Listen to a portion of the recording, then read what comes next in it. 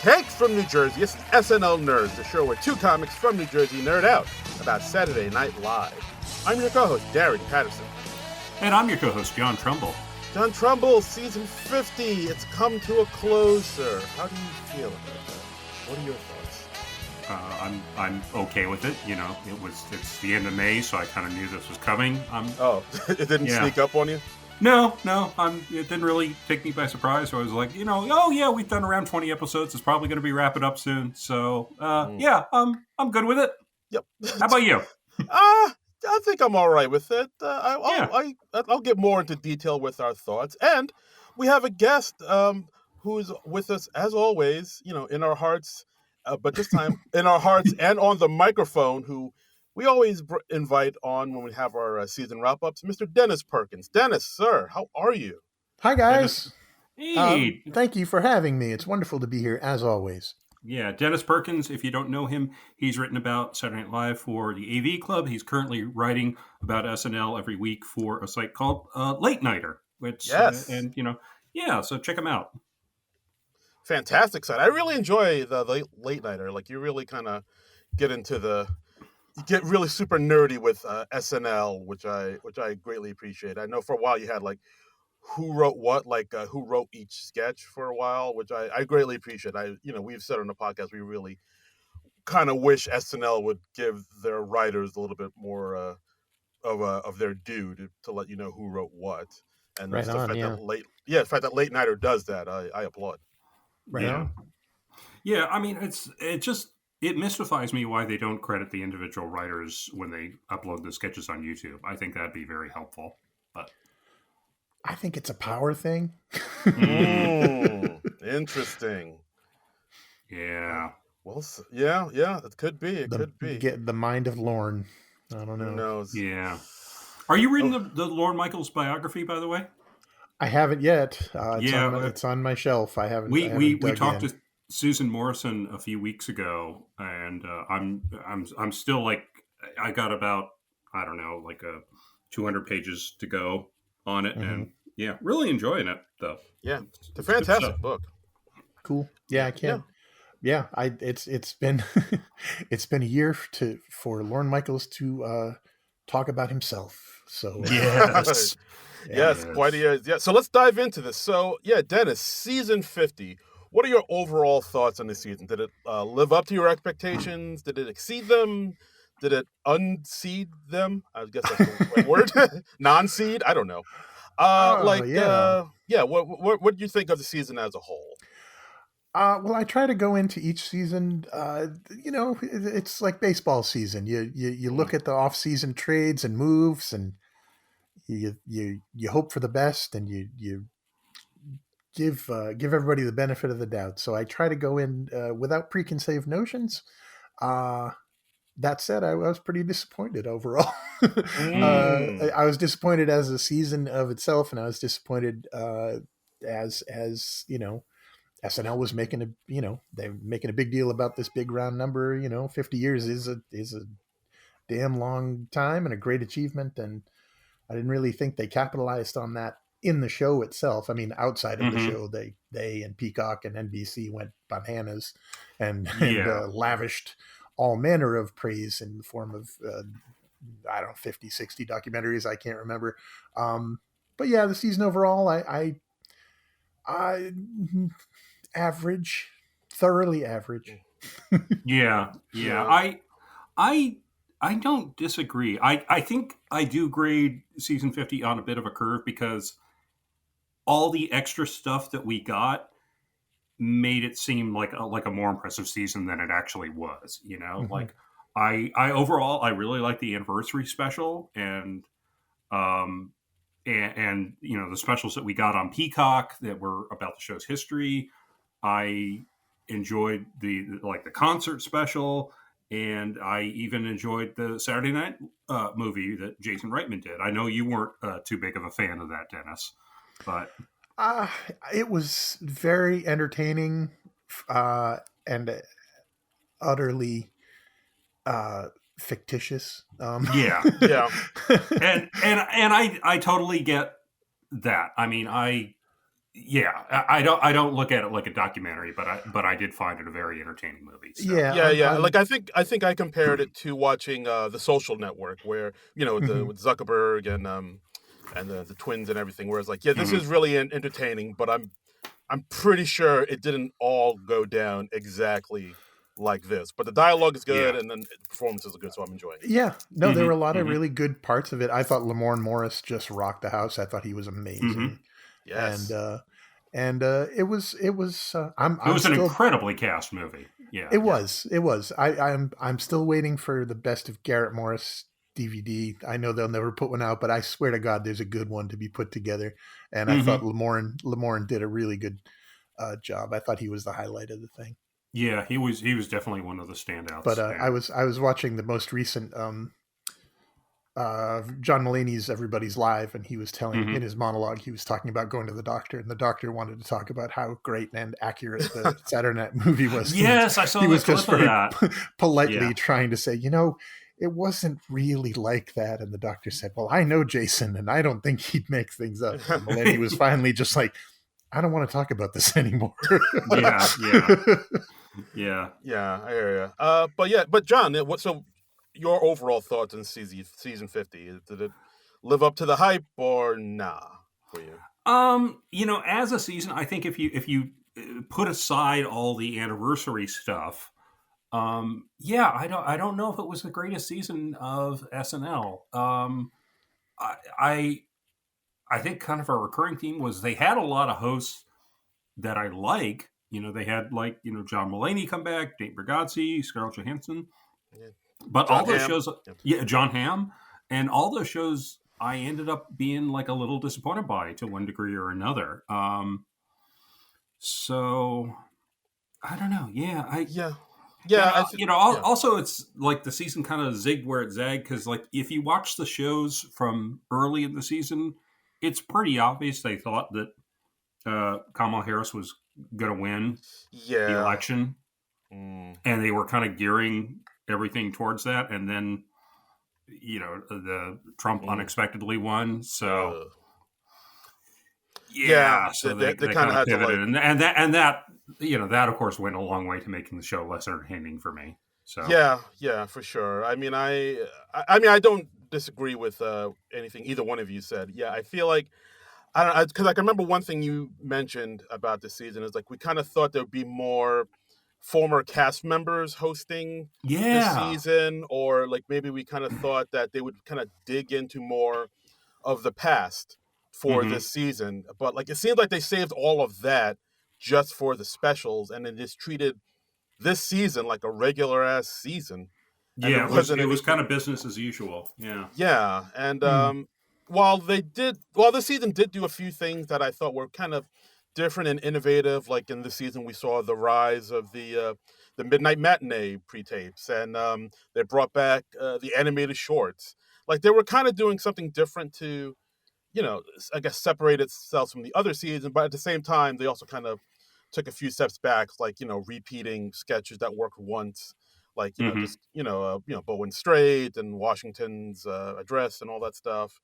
And I know we've talked about it 100 times before in this podcast, but just the constant reuse of JAJ's Trump in the cold open was starting to like. I looked it up.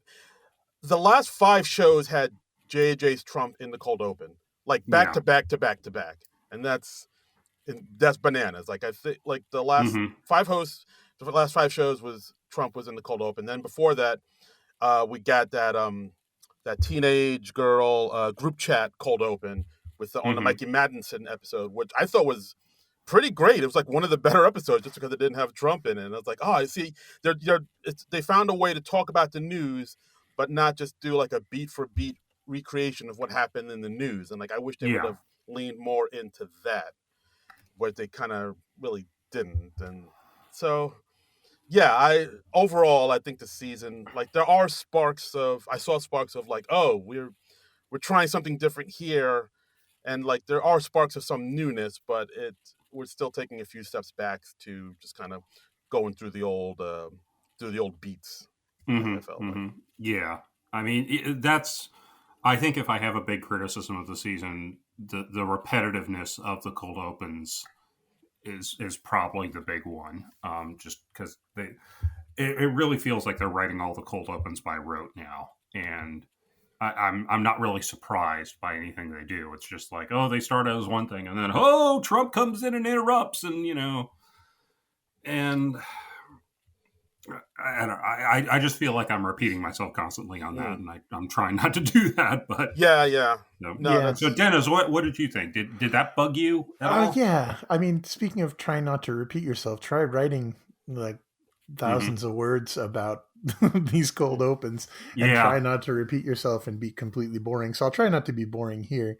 Um, yeah, man, I thought SNL did a terrible job dealing with, let's call it current events. Mm-hmm. I think, first of all, JAJ is brilliant and he's the Mm-hmm. best thing on this show. And Wow. Yeah. he's my number one. He's the new Phil Okay. Hartman as far as I'm concerned. Oh okay. wow. And Yeah. I can Nice. see that. I can see that. and his Trump it's a world class impression with absolutely who's given less and less to say. I'd call it the Jay Farrow effect, where you had a world class Obama and they had it.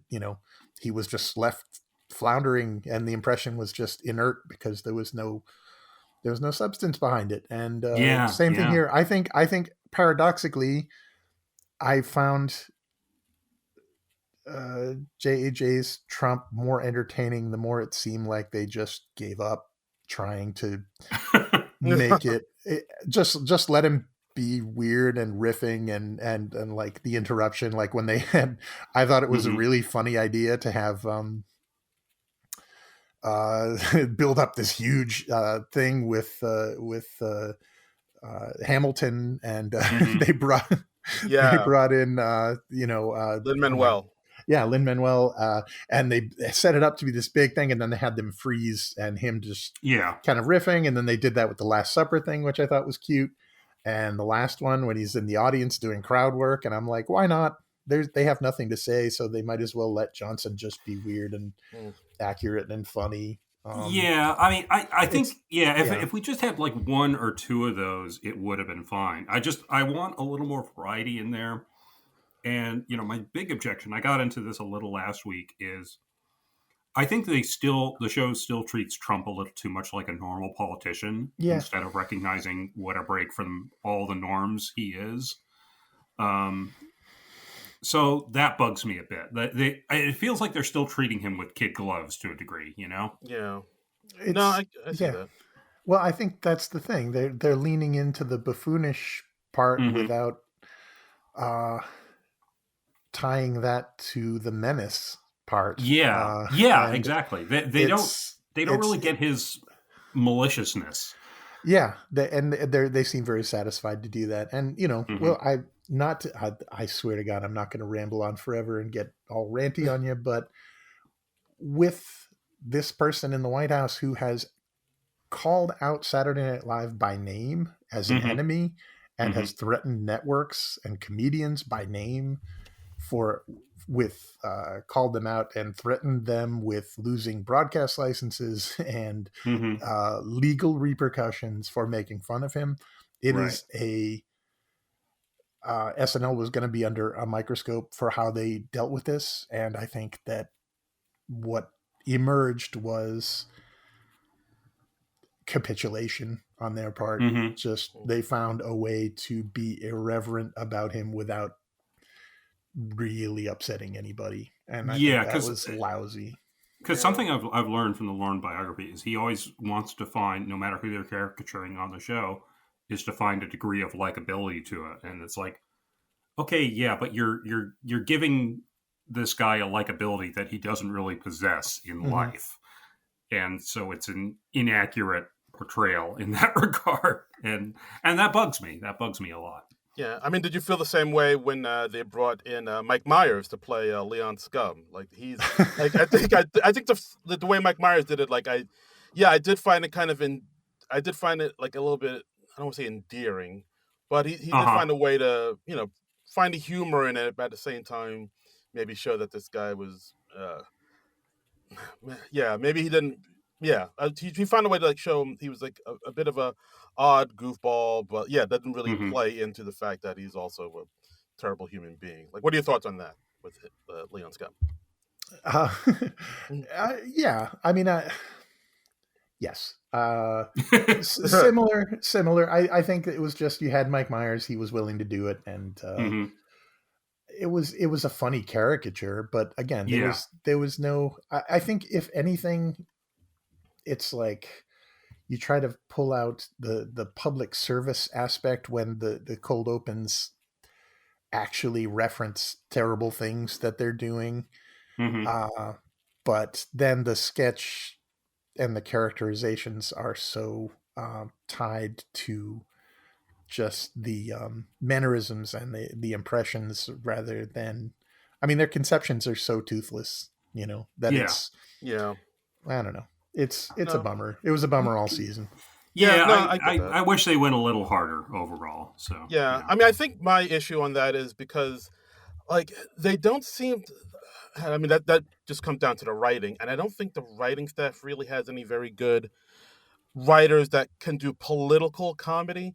Like if you Hmm. go back and look at the SNL from the 80s and 90s, like Jim Downey was their guy. Like he understood comedy and he also understood politics, so he could write a joke that kind of brought merged the two Yeah. worlds together. And I don't think they have anybody on the writing staff like that now who could like really get into policies and like and exactly what these people are doing to us, the common Yeah. folks, and like these laws and that they're enacting, and how that really affects us. They just kind of Yeah. make fun of like surface level shit.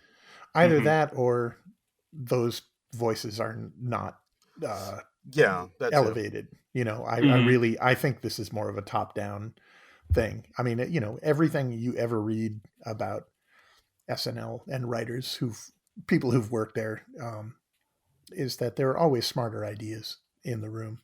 And Yeah.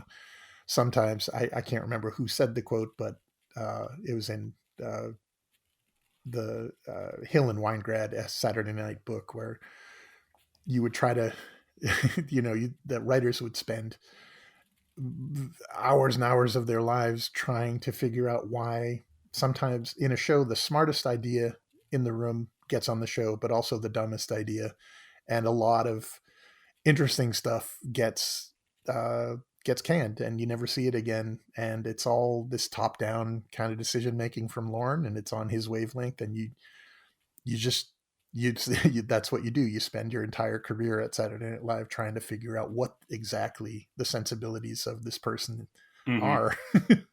One of Wow. my favorite quotes now is, oh gosh, I'm blanking on who said this, but they were like, "Lord would have Hitler host if he could." Mhm. Oh my god. Yeah, I mean, and I'm just like, yeah, I could totally see him doing Yeah, that. and you Yeah, have the thing where Tim Robinson the came out Hmm. with the report when Trump was going to host. Yeah, Tim Robinson's quote was, "Somebody needs to cut Lawrence head off with a chainsaw or yeah. something." oh god. Uh, So Tim Robinson's probably not hosting anytime soon, I'm guessing. who knows? Well, he has a Um, movie out. I don't know. Hmm. But oh wow, okay, yeah. Well, let's lift up the mood here a little bit. Like folks, Yeah, we do like SNL, like oh regardless we of yeah, what. do, we do. We criticize because we love. Yeah. So yeah, so let's talk about the positives, the good things. Let's talk about what we thought were the top three sketches of um of this season. Dennis, I'll start with you. Like in no particular order. Like what's one of okay. the sketches you really want to chit chat about? No particular. Since I've been ringing the bell for JAJ. I'm gonna go for early in the season, third episode, Ariana Grande. Uh, Mm. the first for a 10-to-1 sketch, Hotel Detective. Uh, Ooh, nice. I putting James Austin Johnson in an old timey film noir patter kind of role and letting him rat-a-tat Hmm. a performance is always a winner for me. And this one really worked. Just the writing was very. It just kept twisting and turning in on itself. James Austin Johnson's a hotel detective. Ariana Grande is a brassy dame at the bar who's on the make, and he thinks he busts her as a hooker, and then she busts him as a fake hotel detective who had lost his badge, and then Andrew Dismukes comes out as the bartender, and he's he's also a hotel detective busting her for some other malfeasance, and it kept eating its own tail, and everybody was tremendous. It kept I think Ariana Grande was an amazing host. I thought she was very good. She's a surprisingly good host. Yeah, she did a very good everybody was on the same wavelength, and it just it was one of those on the show where it was just the time was getting late, and I thought, we're going to get a filmed piece or a commercial or something, and they just threw this one in. It was quick, it was brisk, everybody was on, and I just thought it was hilarious. Nice. Yeah, no, I'd agree. Like, I mean, that's a sketch I don't hear too many people talk about, because it is a very writer sketch. It is it is very wordy. Like, I remember when we talked about that sketch on the podcast, I was taking notes, and like my hand cramped up because I was just so much to write. Yeah. I was like, Jesus, I need a break. But yeah, I do enjoy JAJ's kind of quick man talk pattern. It's very reminiscent of Aykroyd in his heyday. Mm-hmm. Yeah, Ariana Grande, I thought she really impressed me. Like, I enjoyed her episode quite a bit. Like, I'm not super familiar with her music, but like, I know she's a very accomplished singer. But like, it's like one of those things where it's like, oh, I didn't know she's actually pretty funny. She's like, she can do this. It was almost like the first time people discovered Justin Timberlake had comedy chops. Where I was like, oh wow, she's actually really good at this. So like, the fact that she could keep up with JAJ and his fast-paced patter, like, really impressed me. And like, yeah, even this is a sketch, like, I feel like, yeah, maybe people don't talk about enough, but like, it's a solid sketch, I thought, for sure. Yeah, that's a cool underrated sketch. I like that. That's a solid choice. Yeah, absolutely. All right, so John, you want to talk about a sketch you liked? Let's see. I'll say the first of my honorable mentions. It'll be one from the Nate Bargatze episode. Water Park. Yep. Yes, that was on my me too. That's one of my honorable mentions as well. Yeah. So this is we've got a dead body at the top of a water slide, and Nate Bargatze and Michael Longfellow are the two EMTs who have come to attend, and they're kind of hinting around that, maybe instead of carrying the body all the way down 255 stairs, they could just like push the body down the water slide. and they sort of convert Devin Walker over to their point of view, and Jane Wickline's like, what? No, this is heinous. We shouldn't do this. And they're like, and they pawned it off on her as her idea. And I think it's a funny sketch on paper, but it was really elevated by the performances. Like, Nate Bargatze has that low key energy where he's very deadpan, very, I don't know if I want to say monotone, but he's not a high energy performer. And Michael Longfellow is very deadpan, and they just made it all the funnier. So yeah. Like, I think I remember seeing like Michael Longfellow talk about this on like Seth Meyers' show, where he's like, yeah, I had this idea for a sketch for a while now, but I think it got cut from some other shows, and then it came around to Nate, and it actually was a perfect fit for Nate. Like, I really do believe, like, I know Nate Bargatze, he does have that kind of, slow, kind of monotone way of talking, like almost like a Todd Barry or a Stephen Wright. Yeah. But like, I do feel like in this sketch, his delivery actually elevated the sketch. I feel like this was a sketch, if anybody else had done it, maybe it wouldn't have been as good or as funny. But the fact that like Bargatze has his delivery and it matches Longfellow's energy so well, like, helped make this sketch like a lot better than I thought it'd be. And also, I think if I'm not mistaken, the dead body at the top of the slide was I believe that was writer Jake Nordwind, if I'm not mistaken. I think you're right. It was a writer or somebody connected with the show. I do remember. Right. Yeah. But no, great pick. I thought Water Park was pretty fantastic. Yeah, I rewatched that just like about an hour ago, and I was like, yeah, this was really good. I'm gonna put it in my list. So nice. Awesome. So, Dennis, do you have anything to say on that sketch? Oh Was yeah, that one you enjoyed? I really liked it.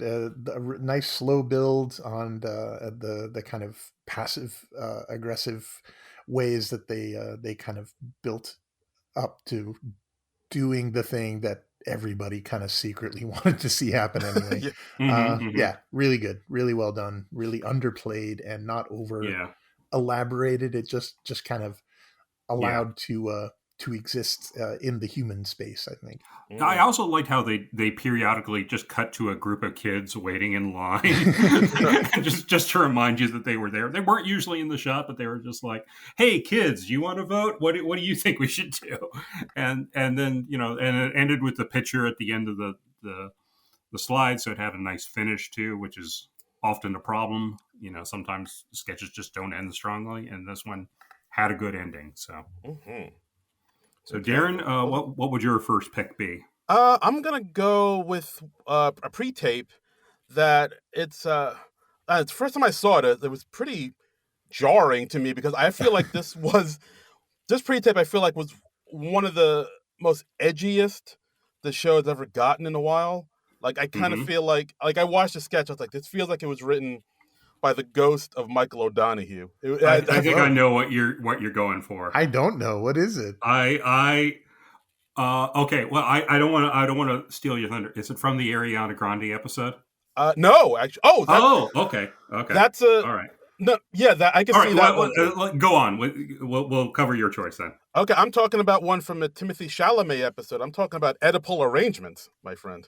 Oh, okay. Wow, I'm very surprised. Yeah, I mean, just because it is a funny sketch, but it's just all about a guy wanting to sleep with his mother, and it's just I've never seen the show go that like kind of dark. It gets like the show does maybe once in a while get pretty dark, but I haven't seen it get that dark in a while. Like I think the last time I saw the show get this dark was when I forget who it was. I think it was Adam Driver was hosting, and they had Donald Rumsfeld, I believe, in Hell. And like Adam Driver was playing Jeffrey Epstein with him and out like that. I was like, oh wow, that's pretty dark. But yeah, with this sketch, I thought it was like, oh wow, we're going to some dark places. I'm feeling like uncomfortable here. And like then when it cuts to Longfellow fantasizing about killing his father in the toilet and chopping up his body with a saw, I was like, Jesus Christ! Like I don't know. Like I think just for that alone, I was like, wow. Like it's that felt like really like edgy and envelope pushing to me. I was like, this is something else. So yeah, I'll say Oedipal Arrangements. Wow, that's a dark horse pick. Wow, I'm trying to really pull that together in my head, just trying to remember it that well because it. Yeah. Okay.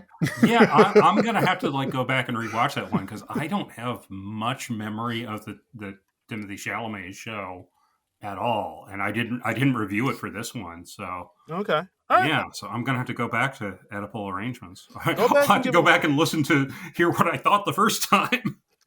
Go back and give it a look-see. I will. Okay. We'll do a double feature with that and Mother Lover. Yes. Yeah. Happy Mother's Day, everybody. There you go. All right, Dennis, you're up. What's your next pick? I'm going to go for a pre-tape. I'm going to go for a Dan Bulla, the Midnight Matinees. Those came out real strong this year, but I don't think anyone was better than Beppo. I just rewatched that one. Yeah. I just rewatched it, and then I rewatched it again. That's from the John Mulaney episode. From Mulaney. People who don't know. First of all, I want to give all the Emmys, perhaps an Oscar, why not a Grammy? I don't know, all the awards to the SNL. I don't even know if it's props, if it's makeup, whoever made the Beppo puppet. God dog it, that was amazing. Beppo is it's a NASA sketch from the birth of the space race. Beppo is a brave little monkey in a space capsule, and he has one of those Stephen Hawking kind of the keyboards so he can talk. Mulaney's the head of mission control, and they have just found out the horrifying news in the control room that Beppo's rocket has malfunctioned and he will not be coming home. Yes. It is it's the build, the initial build up, you know where it's going, because Beppo can talk in this kind of monotone thing while the monkey doesn't talk. The monkey is just kind of staring ahead. And again, the puppet is one of the best things I've ever seen SNL do. Yeah. Just the huge eyes and anyway. Yeah. You know it's going to come to a thing where it's so meticulously built up to be like an Apollo 13 heroic, heartwarming thing. You know Beppo's gonna deflate that. He's gonna talk about how he doesn't want to die, wants to come home, and all this stuff. But the way that they kept twisting it and having Mulaney at the center of it was just so perfect, because he also, just the way he can deflate and deflect what you think the gist of a joke is going to be. Having Ego come in as kind of a hidden figures person, who's done pencil and paper calculation of how Beppo can get home. And there's a twist ending.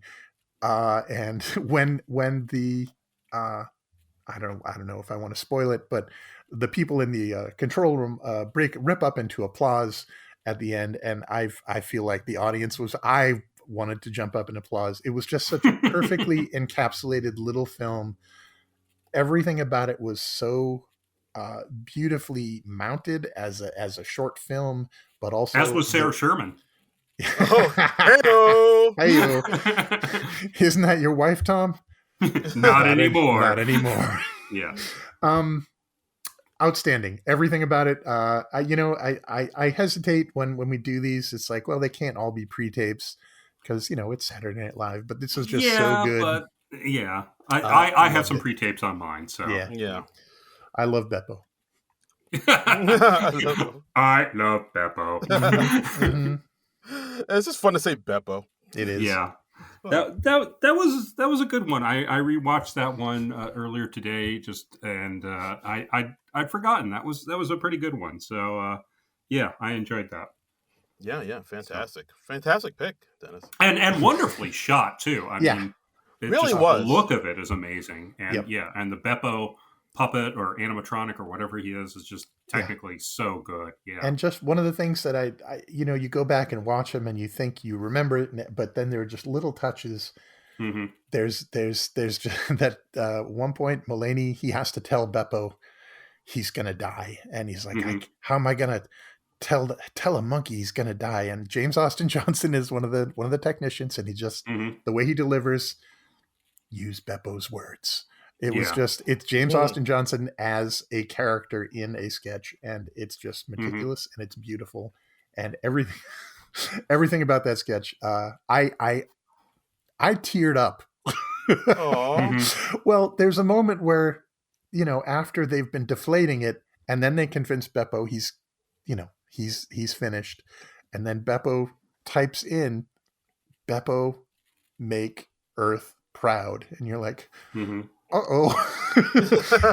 And then there's another turn, and the laugh is even bigger. And I just thought it was a virtuoso piece of filmmaking all the way around. Nice. Fantastic. Okay, well, I guess it's... Or Darren, did you have something else to say about Beppo? No, I was going to say, John, you're up. Follow Beppo. Well, my next choice is the thing that I thought you were leading up to when you were talking about a really dark pre-tape. It's another one from the Ariana Grande episode, My Best Friend's House. Yes, absolutely. This one had a turn I did not see coming. And it's sort of a slow burn too. I mean, it doesn't, it's like a 3.5 minute sketch, and I don't think it gets to the turn until like well over a minute in. It takes a while. Like setting things up, but when you go back and you rewatch it, you're like, oh yeah, they did have foreshadowing. Like you do see Sarah's head in the refrigerator before they actually reveal that it's a refrigerator. So it's Ariana Grande. She's singing about going over to her best friend's house and how how wonderful it is and how it's got like how her parents are so nice and it's got these smells and snacks that she doesn't have at her home. And then it gradually comes out that her friend's father, Mikey Day, is a serial killer. And he's like, grinding up human feet, and Yeah. he has a severed head in the refrigerator. He's a drain in the living room to get rid of entrails. Yeah, there's like And, there's bodies in the walls, and yeah, like the little shaker she's been using during the song is filled with human teeth. Um, like really and we gruesome stuff. Yeah. yeah, and we see him dragged away from the police, and he's like, she's got it too. She hears the voices. She's got the darkness in her. Yeah, and it's so dark and it's so twisted and it's so well done, and the fact that she's like this light fluffy pop star type, and she's singing it beautifully. I mean, it really adds to the contrast. So that it's really twisted, but I really like that one. Yeah, no, I enjoyed that one too. That's actually one of my top three. Like Nice. I really liked it. Like I mean, that was the first time we saw this new thing, this midnight matinee thing, where like that's one of the things that I saw from this season, where it's like, oh, we're getting something new. They're switching things up this season. Okay, midnight matinee. What's that? That's like, and then we got this like Mm-hmm.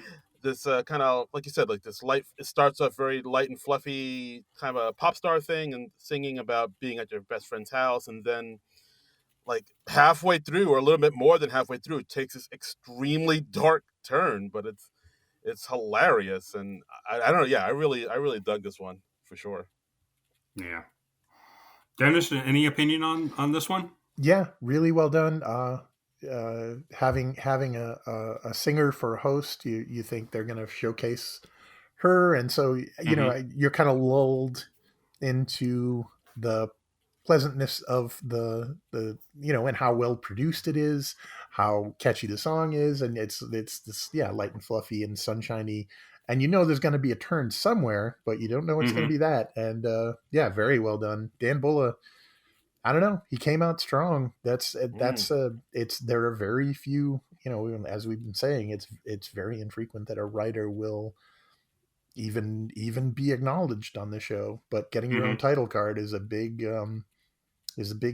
honor reserved for very few people over the years, and I think he really deserved it. Yeah. For sure.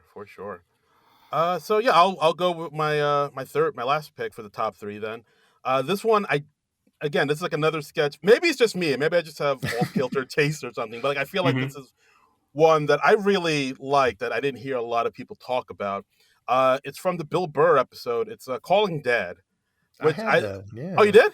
Hey. Well, not in my top three, but it was in the running.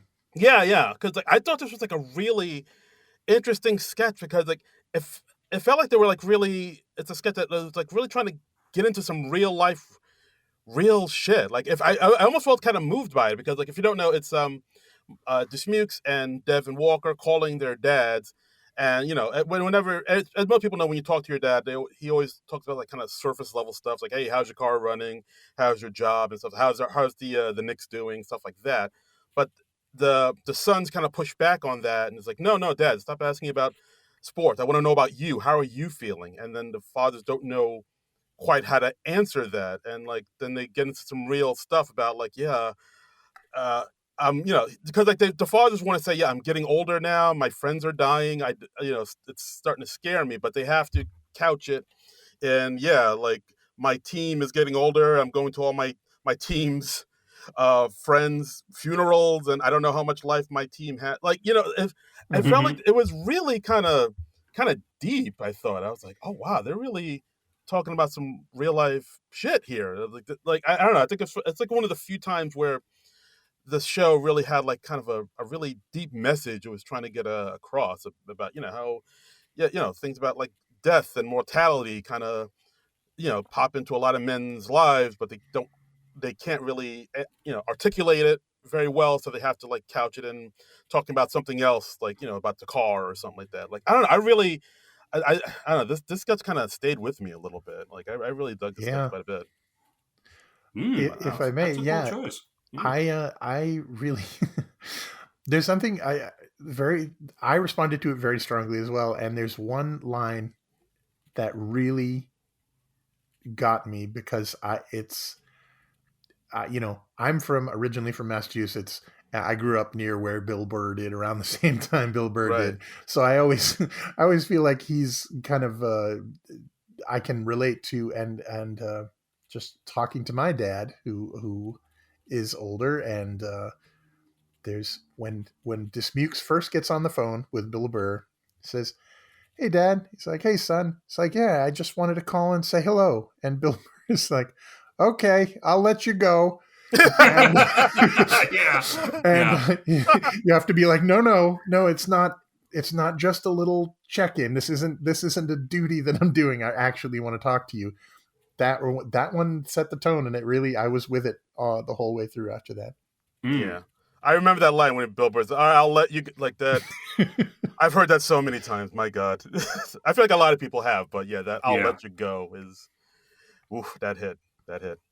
But yeah, Calling Dad, like I feel like it's a sketch a lot of people, maybe weren't on, it didn't take off to the heights of a Domingo, but like I feel like this sketch really had like a lot more to say and a lot more depth and, and a lot more meat on the bone, I think. I really More meat resonated on the with it. bone than Domingo? Is that possible, Darren? Yeah, I still don't.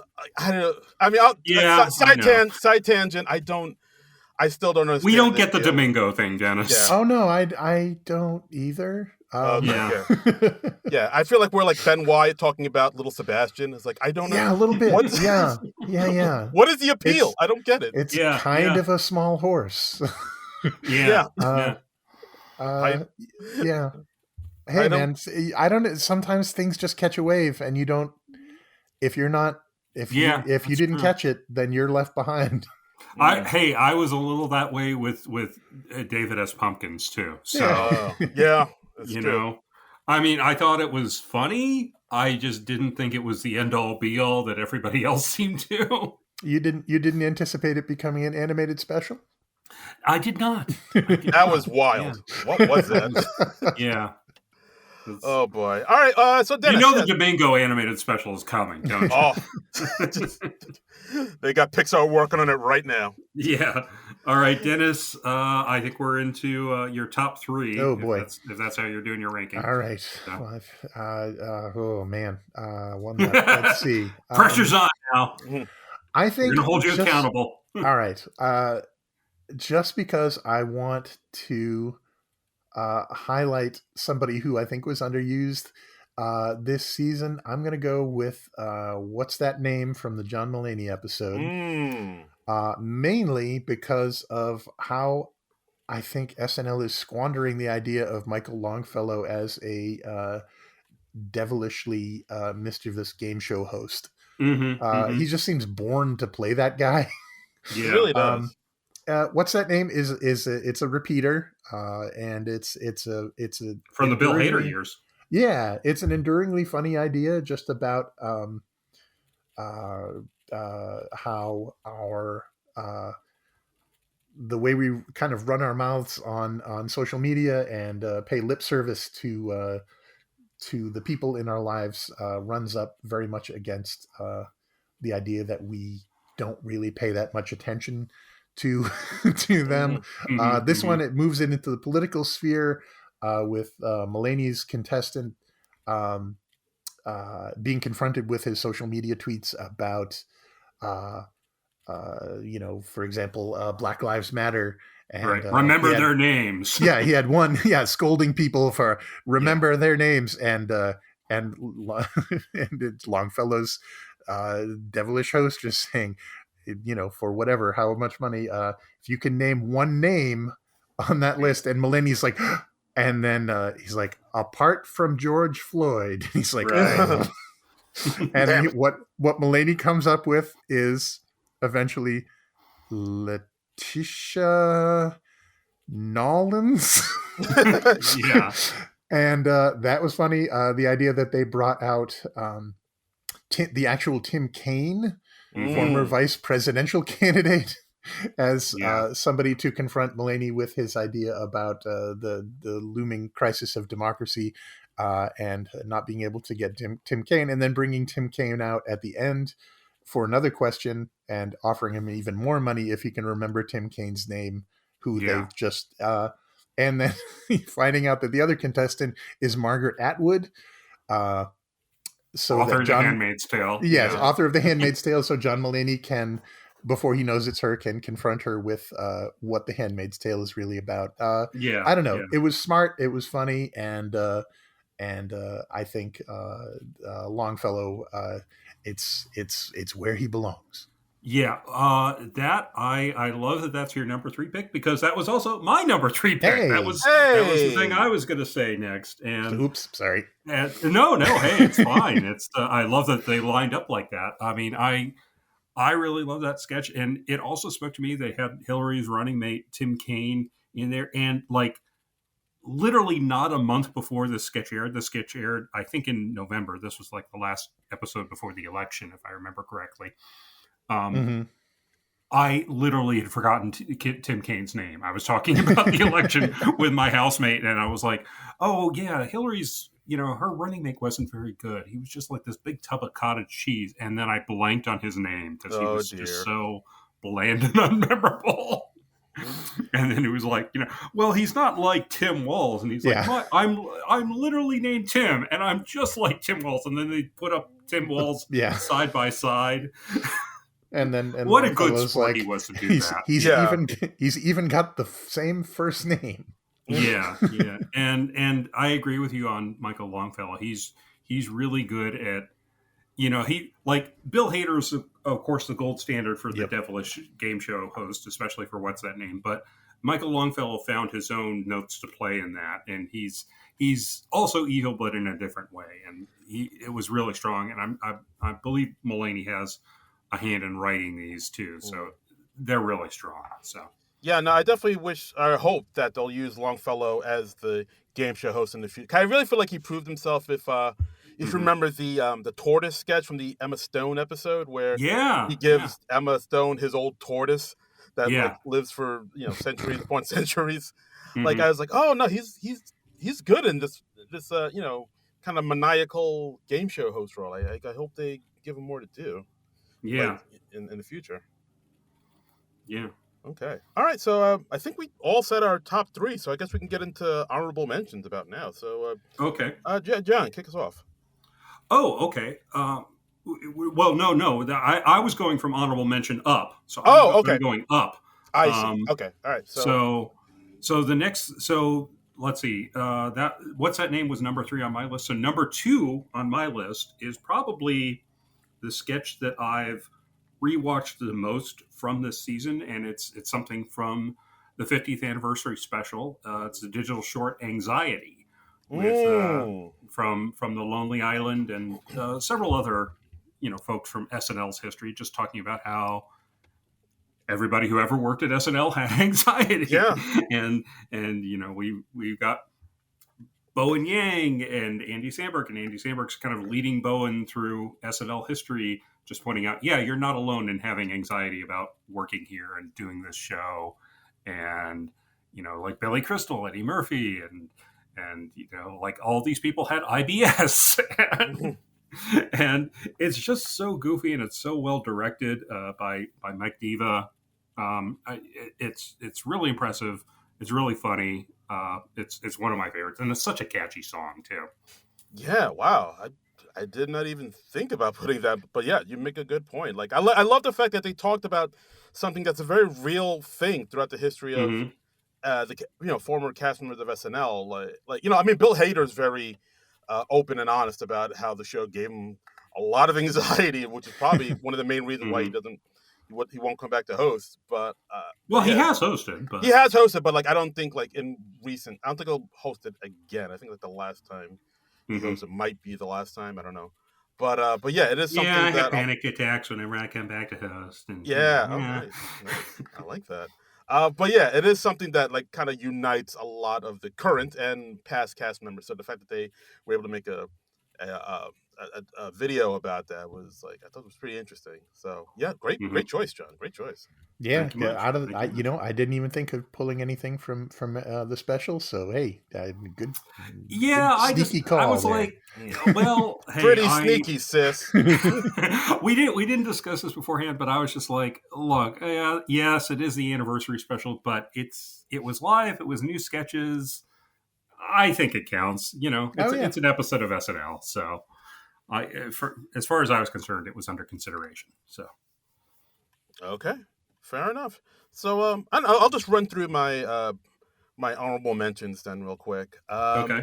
I'll give an honorable mention to the brilliant lawyer sketch from the Paul Mescal episode, just because that whole sketch, it felt like something out of The Simpsons. It felt like something like Lionel Hutz would have done with the with having Mhm. everybody wear the lime green yellow jacket and the Devo hat, and like I don't know, like I do like Dismukes quite a bit. And, like this had Dismukes fingerprints all over it. Mhm. I don't So think I remember this one at all. I uh, haven't it's the rewatched one, much because Paul Mescal was pretty early in the season, and yeah, I yeah. haven't rewatched a whole lot of the stuff. So Yeah, no, this is the one where Paul Mescal was on trial in court, and Dismukes was his lawyer, and his lawyer's big plan to get him off was to have him come in to the courtroom with a huge beard, a Devo hat, and like a bright yellow neon jacket, and then he had like a lot of other people in the crowd dressed exactly like him. So mm-hmm. his lawyer's big mastermind plan was to confuse the judge as to which one was his client, and Nice. like and to have the person who was accusing his client of the crime being like, well, how do you know this was my client, because this is actually my client, so I think we should throw this whole case out because you can't identify my client from all these, the sea of Devo hats and bright yellow jackets.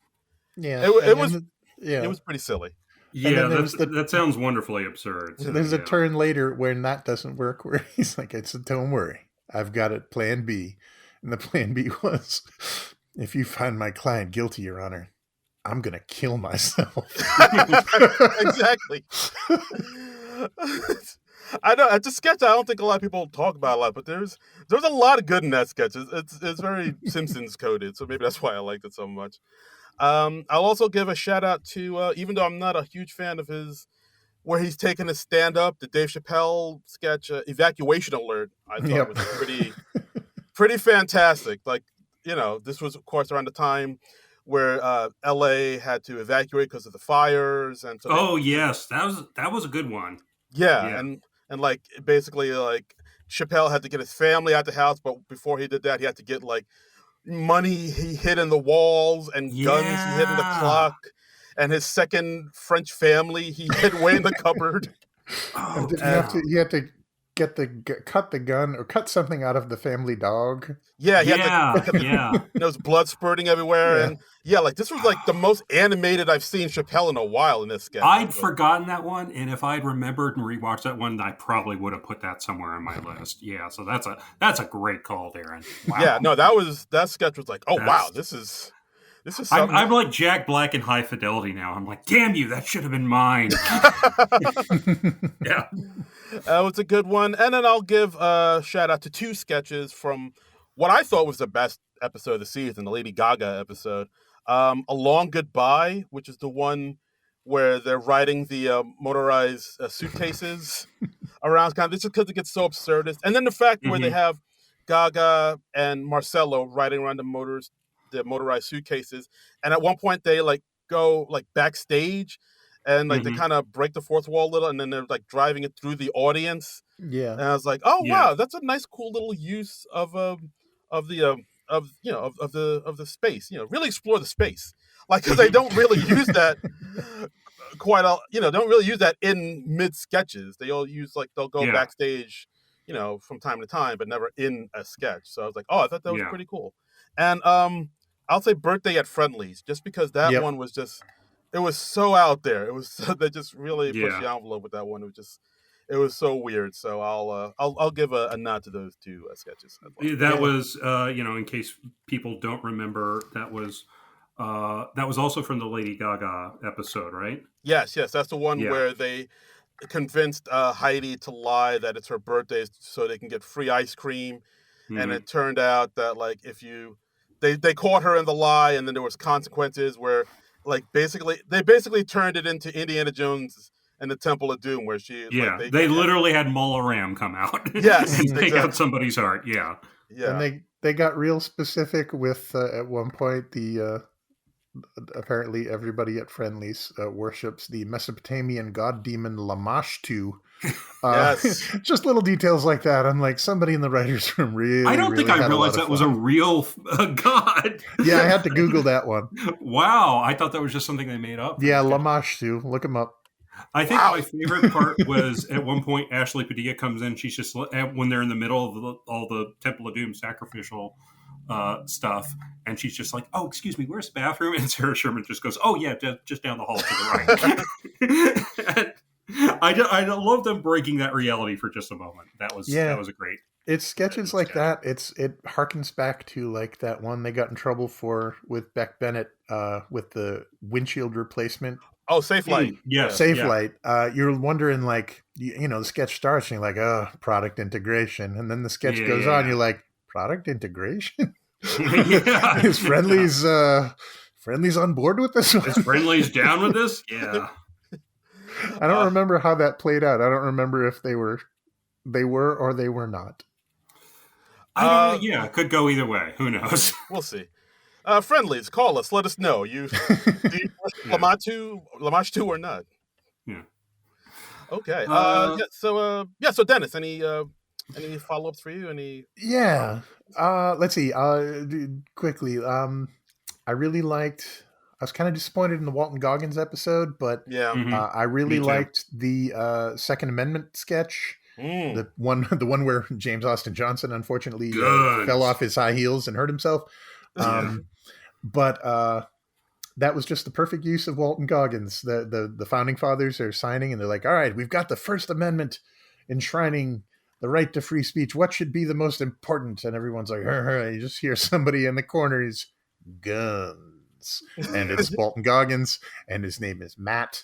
And it's like, Matt what? It's like, Matt, don't you worry about it. And I don't know. It just it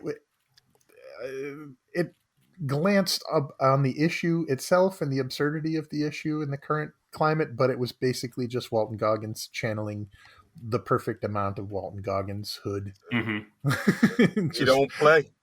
No, you don't play. Let's see. From the John Hamm episode, the police short film where they've got a missing persons case. Oh, the PDD sketch, yes. Yes, yeah. And John Hamm's detective just gets really missing person.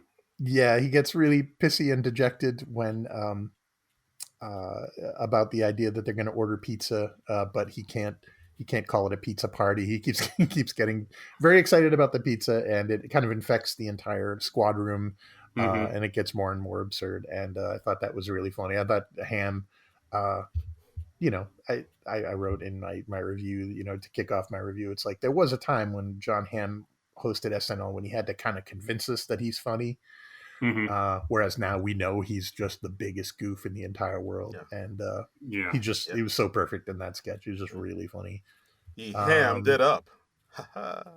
And I guess one more just to highlight another person who I really think got underused and who's one of my picks for who I hope goes on to stardom, Ashley Padilla. From the Mikey Madison episode on Update, where she is Joanne from Joanne's Fabrics. Yes. That was a really good performance, a really funny idea, just very bitter because as people, heartbroken people know, the Joanne Fabrics has gone out of business and she was Joanne, and just very specific jokes about what the Joanne shopping experience is like. But also there's just one line in the beginning where Jost jumps in to try and say, well, people could go to Michael's. And she just says, Michael's, let me tell you something about Michael, Jost. Michael raped me. And it just one of those jokes that you don't see coming, and she sells it, and it's just dark and weird. And then she's taking sips out of a flask, which is bejeweled, presumably with stuff that you buy from Joann's. And she assuages her sorrow by pulling out one of those giant oversized fabric markers and like huffing that. Just hilarious. I love Ashley Padilla. I think she's really funny. And I think she's a really good character actress of the type that the show needs. And I thought that was a really good highlight for her. No, Yeah. agreed. So those are agreed. That's a good choice. I really like that segment too. The fact you say, Michael's he raped. Like I didn't see that. I was like, wow, this escalated quickly. I did not. Whoa! I thought it'd be something a little bit more mundane or something, but like to go right to the rape, I was like, Jesus Christ. But yeah, Ashley PD, I feel like that was maybe I would say a star-making kind of moment for her. Like, I mean, you could say she also had that moment in the Bill Burr episode with the I Got One sketch where she was trying to tell this terrible joke. You know, it doesn't fly like that. Like, because like that, she had some time to shine in that. But like, I feel like with the Weekend Update with Joanne, I feel like that's when a lot of people were like, oh, who's that? That person's got the goods. And I really feel like she could be like the future of the show going forward. Like, I hope so. The thing is, like, I kind of thought that about Chloe Trost. So, you know, I thought she was kind of filling the same niche. I'm still salty that Chloe Trost didn't come back. Salty's a good word. Yeah. No, we're Trosters here on this podcast, and it's Trost. I mean, she had one of the best freshman seasons ever, in my opinion. Yeah, very good. I would agree. Yeah, she deserved better. Yeah. It boggles my mind that Lauren looked at that and was like, oh no, I'm not going to re-up on this. Yeah, no, I really feel like it might have been like a budget thing. Like maybe they couldn't, but then again, they hired 3 more people. But then, then they bring in 3 players. So maybe I don't know what the fuck I'm talking about. There was a story that came out, one of those showbiz stories. Okay. And it was published in places where there was a rumor. I love how much you're disqualifying. Well, I don't want to be accused of bashing our Lord and Savior Lorne Michaels too much, but the idea that at an after party, Chloe had invited a friend who went up to Lorne's table, interrupted a conversation he was having, and ate food off of his plate. And now, it's a rumor. It's unsubstantiated, but you know, I could see it. I hadn't heard that, and if that's the reason she got let go from the show, that sucks. That's again, you know, I'm sure there were plenty of reasons. Yeah. I don't. No good ones. Yeah, exactly. But yeah, I mean, it's an interesting, fun rumor, but it does kind of sound like. You know, I kind of heard like those rumors about like why Aristotle got let go or why Chris Redd. But like, I mean, none of it's all substantiated. But that is kind of fun to think about, though. I wonder what type of food they grabbed off of Lauren's plate. You know, if it's just grabbing a shrimp or two, I think that's fine. That's acceptable. You know, I found the story, and strangely enough, I guaranteed to have seen it because it was on Late Nighter. But they were quoting a lengthy New York Magazine article. And that's where this story comes from. Several rumors, insider. You can look it up. Wow. Interesting. Ooh, hot goss. Okay. All right. You heard it here, folks. You heard it here. We're going down the conspiracy rabbit hole. Yep. Wow. Okay. All right. That's hot gossip. I like it. All right. So Trumbull. You know, let's finish it up. My number one pick, also from the 50th anniversary special. Wow. It's the New York 50th musical. This is nice. The logical endgame of John Mulaney's Diner Lobster epic.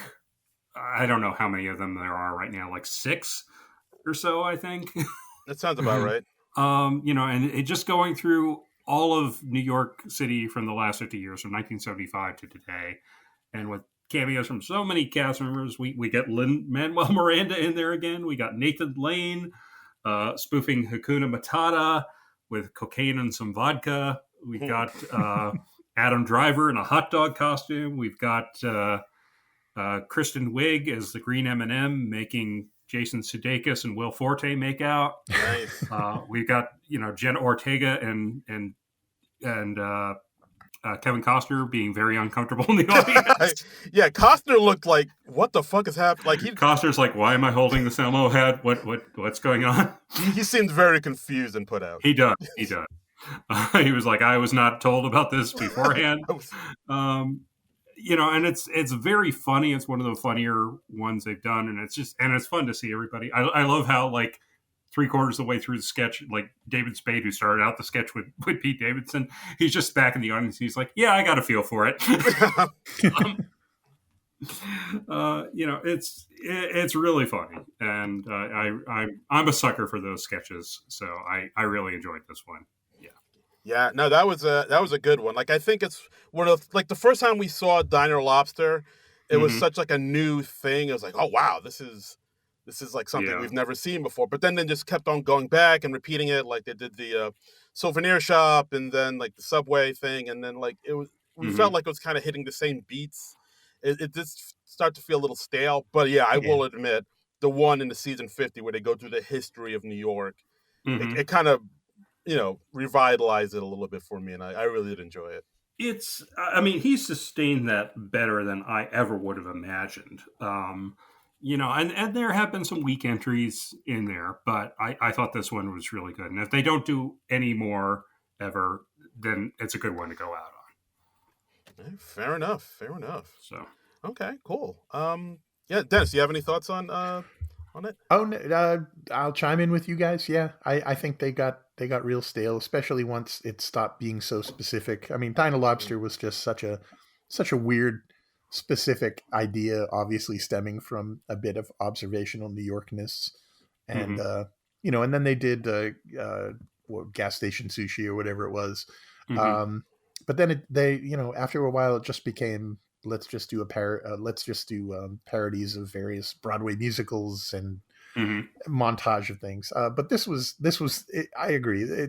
They should put it to bed, and this was the perfect way to do that. It was really good. So we'll probably have about 8 more coming. Right. Yes. Beat that dead horse. So, and if I'm allowed one more honorable mention, I will. Yes, please go for it. I will do another quick mention from John Mulaney, his New York City Council campaign, where he's the candidate Harvey Epstein, and his entire ad is just him reassuring people that he has nothing to do with Jeffrey Epstein or Harvey Weinstein, and he has nothing to do with either one of them. And he's like, I'm a real guy. This is my real name. And yes, there was an actual candidate. And I didn't look up if he actually got elected or not, but but it's very funny. Yeah, I mean that name's a lot to overcome. Like I did like how like throughout that sketch they had like quick shots of like him scrubbing out graffiti that's been placed on his headquarters and stuff on his campaign headquarters. Yeah, that was a good one for the episode for sure. Actually, it looks like he did get elected. I just Googled his name. He's a member of the New York State Assembly from the 74th District. Did John Mulaney help with any of that? I don't know. Maybe couldn't hurt. He was able to. Let's see. In popular culture, the November 2nd, 2024 episode of SNL ran a spoof campaign advertisement in which Harvey Epstein repeatedly affirms he is not Harvey Weinstein, Jeffrey Epstein, or some amalgamation thereof. Harvey Epstein, who is a regular SNL viewer, was surprised at the sketch and told the New York Times that he found it ridiculously funny and encouraged readers to support survivors of sexual abuse by donating to RAIN. Oh, yeah. So, all right. Good job, Harvey. So he's good sport and sounds like a good guy. So good on you, Epstein. Harvey Epstein. Yeah. Let's make that clear. Yeah. Good on you, Epstein. Wait, no, Harvey Epstein. Epstein. Yeah. I do like a story where people don't realize they're going to be on SNL, like parodied on SNL until it actually shows up. I remember when the podcast guys, Twins the New Trend, if you know them, they like do reaction videos, and they had no idea that Chris Redd and Keaton Thompson were going to be portraying them on Update, and they don't even watch SNL, but then their phones just blew up the next day. Yeah, I mean, that's the thing. SNL, it still has, like, that cachet where it's still in the cultural zeitgeist where people are still paying attention to it and, like, tweeting it or putting it up on their TikToks and stuff. It still matters, which is pretty impressive, I guess you could say. Yeah. Absolutely. Okay, so all right, so those were our favorite sketches. So let's move on. Let's give our thoughts on season 51, like the future of the show. Like, where do we see it going? Do we think anybody's gonna leave? Because, like, I know a lot of people have said, "Oh, Jost and Che are definitely out the door," but, like, seems to be the rumor. It seems to be the rumor, but at the end of this last episode, the ScarJo episode, that, like, it didn't seem like anybody's leaving. No one came out and said that they're going. And I don't know, like, I guess I'm of the thought that if, like, Che and Jost did leave, I'd be cool with it because they've been there for, like, longer than any other Weekend Update newscaster. So I'd be okay with it, but at the same time, maybe I would be a little bummed out because I will say their segment is the one I look forward to the most whenever I watch SNL, because, like, I know it's gonna be good. It's gonna be funny. It's like there's always something in there I love. I mean, my God, the joke swap from December with the Costco roast beef joke. My God, that wow. I was well, and just the fact that they had Scarlett Johansson there live reacting to it, as Che forces her husband to read out a joke about her vagina. Wow! Yeah. Like, I don't know if that crossed the line, but it was definitely near the line. I think we could all agree on that. That one was like, that was, oh boy. So, like, I know we will miss out on that if they leave, but at the same time, I also know that you kind of need some cast members to go in order to, breathe new life into the show. Oh, wow. Wow. Keenan! See, I don't see, John, you keep saying that, but, like, from what I've seen. What? No, I was sneezing. Okay, but, like, from what I've seen, Keenan hasn't dominated the show this season as much as you'd think. Like, I think. Yeah, true. Like, honestly, like Sarah and Bowen have gotten way more screen time than Keenan has. But I don't know. I'll leave it up to you guys. What do you think is the future of the show? Do we need to do a reset, get more new blood in there, new writers? Dennis, I'll let you kick it off. It's hard to say with writers because of what I was talking about. Just like I have a sense that I think they probably have a lot more variety and ambition than in the writer's room than what we see. So I think that's more of a top-down problem. But, I think from a writer's standpoint, I think I have a candidate for a writer who should join the cast for sure. And I think Carl Tart makes a perfect addition. He's already an established actor and a very funny performer. Anybody who's seen him or heard him on, like, Comedy Bang Bang over the years, or he was on that sitcom Grand Crew, which was pretty funny. He's a very funny dude, and he showed up. He was actually in Darren. He was in this Mukes lawyer sketch. He was one of the guys in the Devo hats. So he popped up here and there. He was a bailiff at one point, but he's a very funny presence who I think is just ready to make the leap. As far as I think it's time to.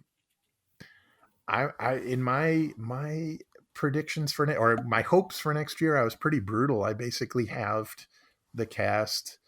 I think they need to clean house as far as numbers go, especially. I don't think anybody's being served by having 17, 18, 19, 20, 21 people in the cast. That's just a mess. They should go up to a full 50. Yeah. I think what I came down to was I didn't go down to the original 7, but I think I have like 8 or 9 would be an ideal cast. Even a dozen cast members would be even great. That is seems a lot to me, unless you are just jam-packed with crazy eclectic talents, and frankly this cast is not. I think I think that's just been shown over these past few years, is that they don't. This cast does not have the big, guaranteed star like focal point person that Yeah, every yeah. cast needs. You don't have. I mean, certainly nobody has an Eddie, but you don't have even. You don't have a Wig. You don't have A Kate uh, McKinnon or a. Kate McKinnon. You don't have just somebody who can carry Will Ferrell. Somebody who can just Mhm, carry a show.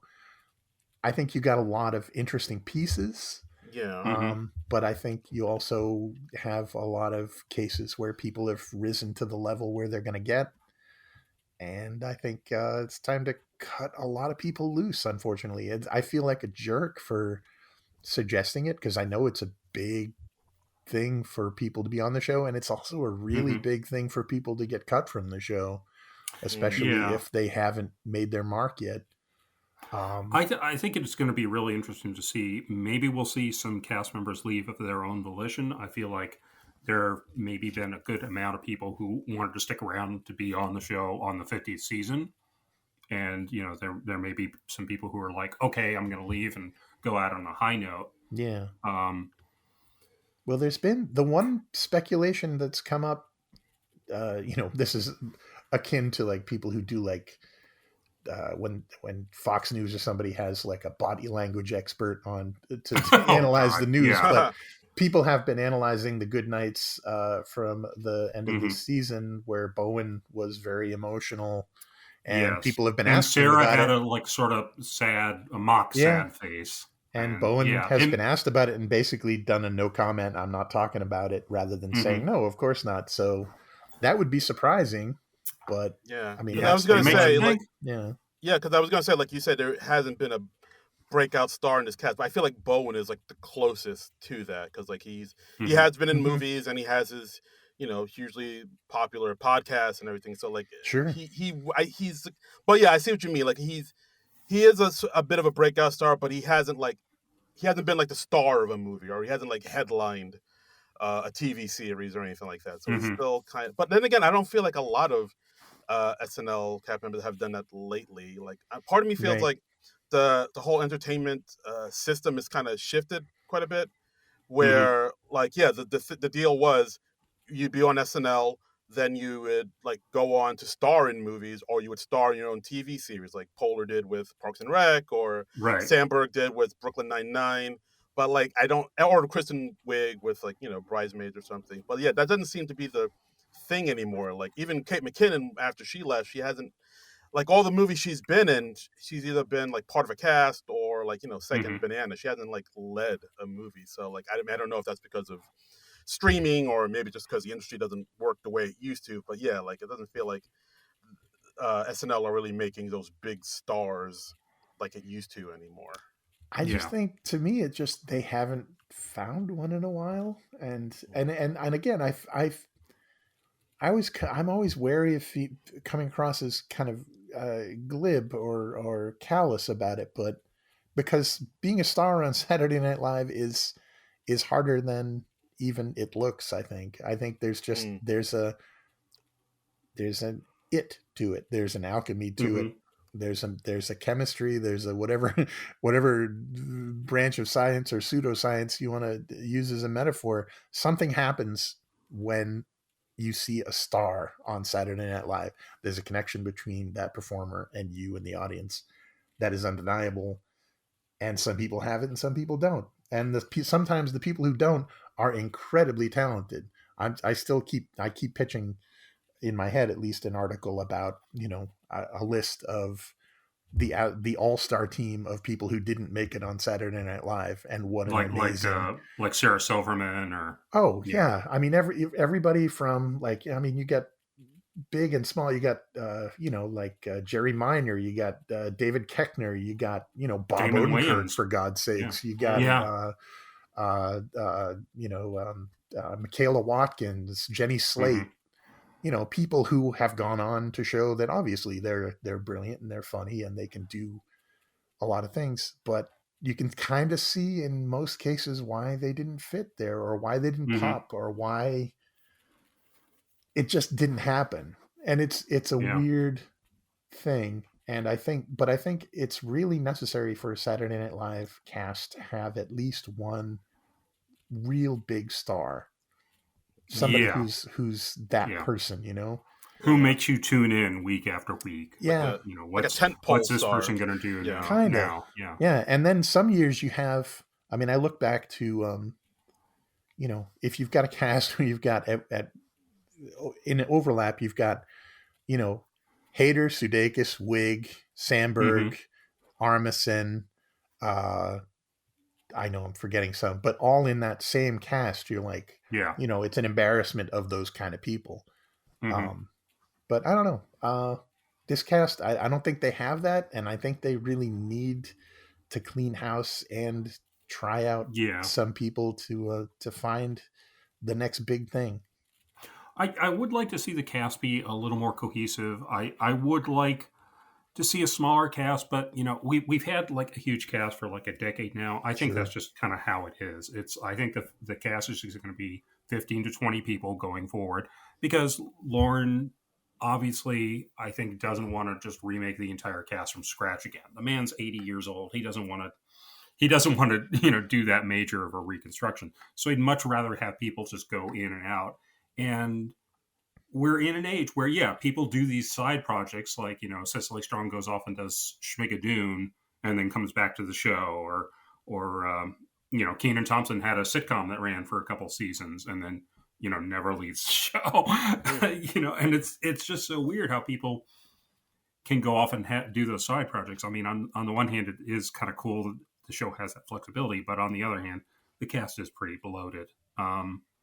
Our friend Rob Kelly actually wrote to us earlier this week talking about it, and he has his predictions. He says, for season 51, I'd like to see Mikey, Chloe, and Heidi go. They've been on the show for a really long time. Promote Ashley, Emil, and Jane, and don't add anyone. Says, also wouldn't mind if Jost and Shay left. Time to refresh Weekend Update, I think. Maybe finally give Michael Longfellow something to do. And here's a hot take that I don't think you'll agree with, Dennis. He says, also, I never want to see another monstrosity from Dan Beulah again. Leave the short films, so please don't destroy or just don't do them. Oh wow, So that's a hot take. I mean, yeah, interesting. No, Dan Beulah does some good stuff from time to time. I'm surprised. Yeah, he's kind of hit and miss for me. So yeah, I mean, I think out of the new featured players we got this season, I feel like Jane Wickline hasn't added a whole lot to the show. I don't feel like she's quite ready for SNL yet. I don't, she's ready for prime time, you'd say. She's not as versatile as I'd like an SNL cast member to be, and I mean, I think Ashley Padilla is terrific. I feel like the show really underserved Emil.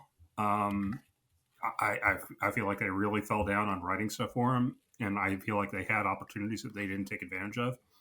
He would have been. I think they had him play Luigi Mangione once, and they could have done so much with that because like he looks a lot like Luigi Mangione, and that could have been a funny recurring character in some fashion. And I much would have rather seen that than like the 2000th Trump sketch or something. Yeah, no, for sure.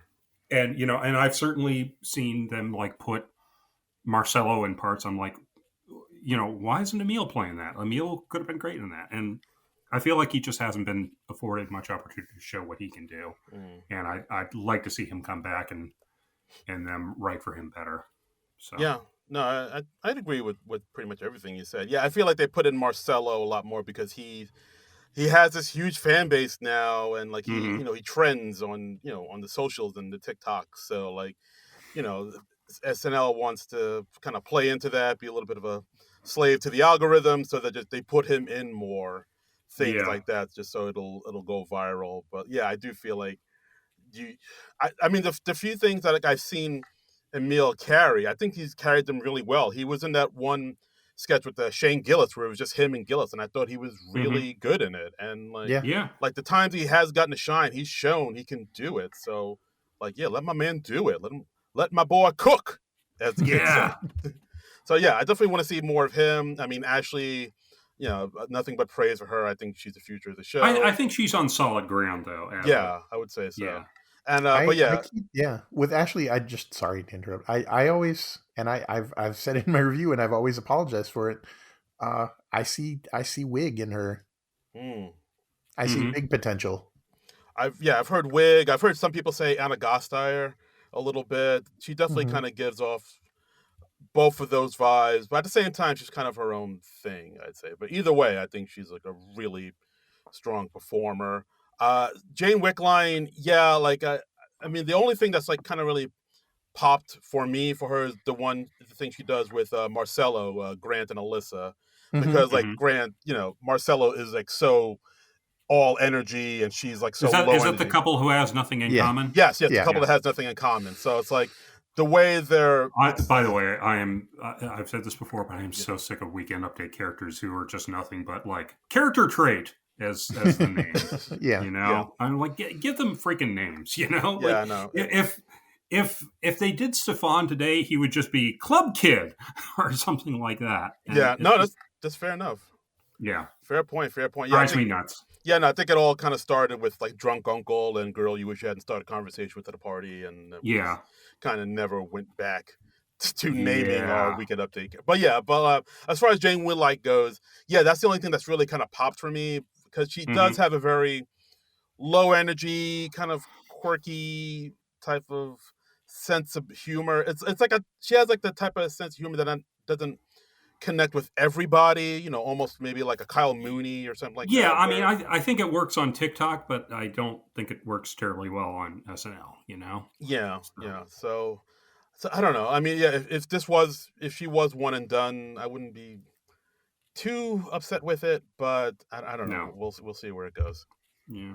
And this might be a good time to mention our friend Manette Moratti. She says Emil Joachim and Ashley Padilla are the only ones I am confident are coming back next year. Jane Wickline is a big question mark. Mm. And then it trails off. I don't know. I did something happen to Manette? I don't know. I don't know. So Mena, are you Manette, okay? Yeah, are you are you okay? okay? Yeah, yeah. Blink twice. If so, Yeah, yeah. We could also talk about we put out the word on socials that we were doing the season mhm. 50 wrap up, and we heard from a few people on Facebook as well. Ooh, Our okay. good friend Katie Lynn saying, "I enjoyed the season. I can't explain it, but I was feeling wanting from the host department. But I was very Yeah, satisfied from the star power and people on the anniversary special. That was the highlight of this season for sure. And Mike yeah. Myers doing Agreed. Leon Scum, and Mike Myers doing Leon Scum. I'm Yeah, not saying his real name. My final comment is that my toddler is very excited for the upcoming Gabby Dollhouse movie, and judging by some of the cast, I am expecting a review from you too. What is Gabby Dollhouse? Yeah. I What don't is that? know. This is the first I'm hearing of it Is this what the because kid? we don't have toddlers. Yeah, Let me just Google it and see. Gabby's Dollhouse. Dollhouse, the movie, 2025 film. is this what the kids are talking about on the Let's see. interwebs? Kristen Wiig and Kyle Mooney and Ego Nodum and Melissa Villaseñor are all in it. Wow. Oh, All do we have right. to? Do we And have to do this? also Thomas Lennon, Jason Mantzoukas, Nah. Fortune Dempster, Wow. All right. and Gloria Estefan. Ooh, get on your feet. So yeah, I don't know. I have literally never heard of Gabby's Nor Dollhouse, I. but I think it's we might not apparently be a the Netflix demographic series. for this. Yeah. No, I don't. Look, I'm a 52-year-old man. It would be weird if I did know about Probably, this. I think. yeah. Pat on the back. I that would we be on a don't. list somewhere. Yeah, there would be a knock at your door. Yeah, Sir, can you step outside, please? but yeah. So apparently, Kristen Wiig is playing Vera, an eccentric cat lady. Okay, And all right, yeah. Maria Bamford's in it too. Whoa. So All right, all right, we might. All right, so yeah, I'm looking at now. Yeah, it comes out in September of this year. So yeah, I don't know. Yeah, guys, look out for that Gabby's Dollhouse review. I guess on the SNL Nerds podcast. I guess it's got so many SNL cast members. It's wow. I don't know. You know, this has completely escaped our radar. So thank you, Katie. Yeah. This is wow. Okay, we learned something today. Hooray! Yeah, wow. All right, and we also got another comment on here from from Steve Harold saying, when will we find out if NBC picked it up for season 51? I mean, I'm I assuming. feel like 3 years ago. I think that's when we're getting word on that. Yeah, I mean, I'm already assuming. I mean, they're not going to cancel it now, are they? I'm assuming it's going to get picked up. No. It makes so much money. Come on, Steve, don't be silly. Yeah. Yeah, I mean, I mean, like, what else would they put in that time slot that would generate as much Johnny revenue Carson. and attention? Yeah. Johnny Carson episodes. That's a big nerdy joke for those who've seen the Saturday Night movie. Yeah. Haha. Okay, so I think we've pretty much talked all we can about season 50 and the future of the show. Mm-hmm. So I think it's time for the part of the podcast everybody's been waiting for. Wikipedia, the big draw, yeah. Yes, the big draw, Wikipedia pictures. Yes, this is our annual feature where at the end of the season we look at the Wikipedia pages of the current cast of SNL and see if their Wikipedia pictures have changed, see if that they've changed for the better, for the worse, if they are due for an upgrade, or even in a few cases, somebody who has no Wikipedia picture at all. Ooh, so just the thing we started doing. I'd say one of the surprising things this year, Chloe Feynman, her Wikipedia picture gone. No Wikipedia picture on her page now. That's strange. She used to have a picture, and she was wearing a red polka dot dress, as sort of a farmer's daughter look. And I guess somebody didn't like that, or they lost the rights to it, and it's gone. Not replaced by anything. Interesting. What could be? All right. Okay. So also in the current cast, Devin Walker, Bowen Yang, no pictures. Wow. So that's weird. Is that the cast member on SNL and no pictures? Is that the new thing now? Not to have a picture of yourself on Wikipedia? I don't know. You think that's maybe a trendy thing? Yeah. It's like, you still have your picture up there? Lame. Yeah. And I know they're limited by rights because like Wikipedia does have to have the rights to use the picture. They can't just use any old thing. So yeah, fair enough. So the photographer has to grant the rights. And none of the featured players from this season, Ashley Padilla, Emil Joaquin, and Jane Wickline, none of them have pictures on their Wikipedia pages yet. Interesting. Okay. So that leaves us with a big 11 cast members who have Wikipedia pictures, and most of them are unchanged. Okay. Andrew Dismukes, still a picture of him from 2021. He's masked up and he's given a nice wave to the camera. It's a cute picture, but 2021 masked up. It's maybe a little outdated now. Yeah, let's freshen that up there, Dismukes. We could do better, is what I'm saying. Yes. Colin Jost and Michael Che both have pictures of them from Citi Field from 2025. So, and it looks like it's one picture split in two. So they're 10 years old at this point. I think they're due for an upgrade. Okay, the pictures are good though. I don't hate them. They're decent pictures. I mean, Che's in a hoodie and a baseball cap. So, and Jost is looking kind of casual because they're both at Citi Field. So, Ego, it's a picture of her from speaking at Cornell from 2023. It's okay. It's a little blurry, but yeah, it's blurry. It's kind of low res. Yes, low res. Yeah, we got. Come on, Ego, get your people on this. Get a bigger. Not the best. Heidi Gardner. I'd forgotten about her picture, but apparently it's been her Wikipedia picture for a while. It's from an interview at New York Comic Con from 2016. So again, we could get something a little more current, I think. I think so. Yeah, for sure. Yeah. All right. James Austin Johnson looks kind of confused in his picture. It's a picture from 2022. He looks like he's just contemplating something very startling or very confusing. Yeah. Oh, yeah. I've seen him make this face a lot online. Yeah. It looks like one of a A4 quad, like a composite sheet that you send out to casting people. Like, this is my pensive Yes. guy. Yeah, like I think this is his like go-to pose for pictures. I've seen him. I literally seen him do this pose like so many times on Instagram and stuff. That's like Really? Yeah, Okay. I think this is his signature pose. That's interesting. It's a JJ original. Let's see. We got Kenan Thompson looking surprisingly serious. I think this is from like NBC Upfronts or something. This is from 2019. He just looks very ordinary. Yeah, not his usual jolly self. No, yeah, he's usually like just a real smiley guy. He looks very serious and or just almost a neutral expression here. So yeah, it's kind of like staring off into the distance. It's like, yeah, I think he's thinking about something pretty dark. Yeah, it's surprising because when I think of Kenan, I think of him smiling. So like it looks like he's just staring off, just thinking about the past. Yeah. Sounds of silence playing in the background.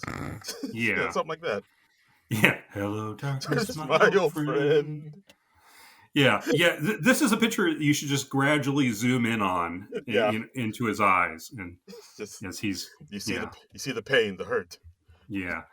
And then let's see, we got some others. It looks like they're from stand-up dates. We got a picture of Marcelo Hernandez from October 2024, where he's just standing in front of a microphone and he's like clapping. I guess he just finished telling a really great joke. I had a really great set. He crushed it, bro. Yeah. It's okay. Yeah, he's wearing like a hoodie and a basketball jersey and a backwards hat. Like, right. Just, bro attire. Yes. Like, and it's a similar sort of story with Michael Longfellow. He's it's a picture of him from 2018. But that is some glorious muffin hair. Yeah. Is that a muffin hair or is he wearing a hat? Oh, I thought it was like, no, that's glorious. That's a glorious swoop.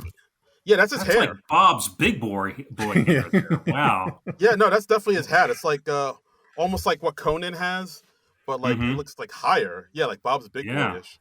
It's like almost, Jack Lord there. Okay. It's like Ace Ventura. Yeah. So we could get something a little more recent because I don't think he was even on the show in 2018. So no, not really. And Sarah Sherman has a new picture. It's also apparently from a stand-up date because she's holding a microphone and she's in her multicolored outfit and got an interesting expression on this one, but I think it suits her. Yeah, I think they caught this picture. She was like mid-sentence saying like, "Oh," or something like that, and she's like making a face. Her mouth is kind of crunched up into an O shape, and she's like, yeah. She's like mid saying something that's going to make the audience feel very uncomfortable. Right, it's going to tell like it is, but it works for her. Yeah, you don't go to Sarah Sherman's Wikipedia page expecting like a glamour shot or something. So this suits her. I think the best one is Mikey Day's shot. It's a recent shot. It's from 2024. It's him on the New York streets. He's given the two finger salute, and kind of similar to what he was doing like in his old picture where he was like pulling his mask down and just like doing that gesture to the camera. But it's a little more casual. I mean, this could run in a magazine profile or something. Yeah, this is a cool. This actually almost looks like something that would have played in the opening for SNL, like like in the opening credits. Yeah, Mikey Day. But it's a terrific photo. It's from Philip Romano. Looks great. He looks good. He's very identifiable. It's a great composition, good color. I got to give it to Mikey this year. I think that's far and away the best photo. Mikey wins. Mikey Day wins, and he's won at least once before. So I think he's our prize winner for most improved Wikipedia picture. You've done it, Mike. Congratulations from the SNL Nerds. Mikey, congratulations. It's all been for this. Yeah, that's right. Your whole career has been leading up to this moment. I mean, is it cake and this the SNL Nerds prize for most improved Wikipedia picture? That's right. So. Hooray. So, yeah, just come on down to SNL Nerd Studio for your prize. Yes. A McDonald's gift certificate. Yes. Of varying value. And you did it, Mikey Day. You did it. And an interview. Yeah. Oh, yeah, that too. Yeah, we'd love to have you on. we'll do that. So, we'll ask you why you're not in the Gabby's Dollhouse movie, apparently. Yeah, what's up get your people on that. What's going on? Yeah, come on. Absolutely. So I think that's about it for our season 50 review, guys. Yeah, I think we did it, guys. Dennis, thank you so much for being on the podcast. Thank you so much for you doing guys. it again. Every Thank you for year, asking. yes, every year you bring it, you bring the heat. Yeah. It's such a joy to have you on. Thank you guys. Yeah, so is there anything you'd like to plug, promote? Where can the people find you? Please, the floor is yours, sir. You can find me on Blue Sky. I've ditched. What's your nickname for the current owner of Twitter X? Leon Scum. Yes, I've ditched. It is an anagram. I'm out of both the Leon Scum and I can't think of a funny name for Mark Zuckerberg, but out of the business of them. So I'm only on Blue Sky, but Dennis Perkins 5, and you can find all of my writing on the fine site Authory. They what do you call it? Aggregate all of my stuff there. I write for Late Nighter. I write for the Portland Press Herald for all you Mainers in the audience. About local film, and whoever else will pay me right now. I'm going into a lean summer, so hit me up. Yeah. So send him some writing work. Yeah. Absolutely. Okay, yeah, and thank you so much for doing it. And that's our episode, guys. Thanks again for listening to the podcast. As always, you can follow us on Blue Sky at SNL Nerds, donate to our Patreon at Non-Productive.com. Listen to this lovely podcast on our YouTube page. We play it on the YouTubes. And as always, you can follow me on all the socials at Darren Credible, DARIN Credible. And you can follow me on all the socials like Blue Sky and Letterboxd and Instagram at Trumbull Comic. That's TRUMBULL and the word comic. So, and that's about it. Should we say what we're doing next week, Darren? Yeah, I think we can do that. We can satiate our listeners, whet their whistle. So because we're in the summer now. It's it's a Wild West. We can do whatever we want now. There are no new episodes of SNL for the next 3 months. So. No rules, just right. That's right. What are we gonna do, man? Well, as we all know, we lost a great comedic icon this past week. The great George Wendt, unfortunately, has passed away. So we decided to do one of the shows that he hosted, one of the episodes he hosted back in May 18th, 1991, the 16th season finale of SNL. George Wendt host, musical guest Elvis Costello, and I've heard of him. Yes, he's well known. And I did a little research. I also found out this was also the final episode for Bob Odenkirk and Conan O'Brien as writers, and Jan Hooks and Dennis Miller as performers. So, yeah, there's a lot of things happening in this episode. So that's what we're going to talk all about. The May 18th, 1991 episode of SNL with guest host George Wendt. So that's please join us next week while we celebrate George Wendt, Norm from Cheers, and see what he was like as an SNL host. And that'll be us next week. But until then, nerds out!